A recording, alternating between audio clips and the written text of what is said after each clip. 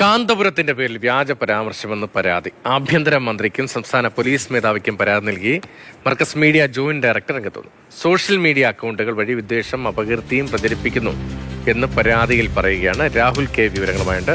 രാഹുൽ, ഈ കാന്തപുരത്തിന്റെ പേരിൽ വ്യാജ പരാമർശം ഇപ്പോൾ കാഫിർ സ്ക്രീൻഷോട്ട് ഉൾപ്പെടെ വലിയ തോതിൽ കേസും ചർച്ചയുമായൊക്കെ നിൽക്കുകയാണ്. ഇതെന്താണ് സംഭവം?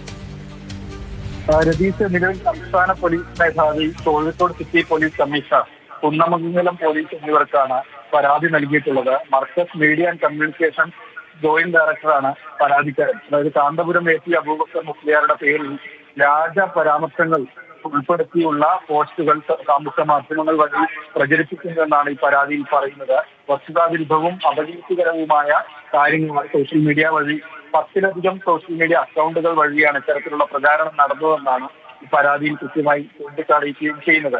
കാന്തപുരത്തിന്റെ മരണാനന്തര ചടങ്ങുകളുമായി ബന്ധപ്പെട്ട് അദ്ദേഹം തന്നെ പറഞ്ഞത് എന്ന വ്യാജേന തെറ്റിദ്ധാരണ ഉണ്ടാക്കുന്ന ചില വസ്തുതകൾ, അതായത് ഇല്ലാത്ത കാര്യങ്ങൾ ഉണ്ടാക്കി സാമൂഹ്യ മാധ്യമങ്ങൾ വഴി പ്രചരിപ്പിക്കുകയാണ് ചെയ്തതെന്നാണ് പറയുന്നത്.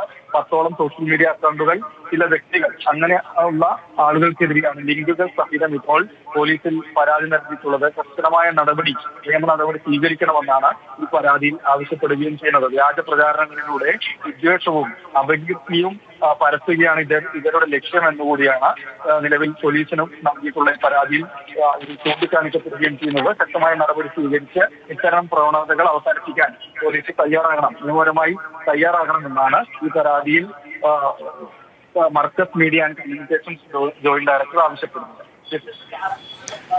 കടുത്ത നടപടി വേണം, നിയമപരമായ അന്വേഷണവും നടപടിയും വേണമെന്നാണ് മർക്കസ് മീഡിയ ജോയിന്റ് ഡയറക്ടർ പരാതിയിൽ പറയുന്നത്.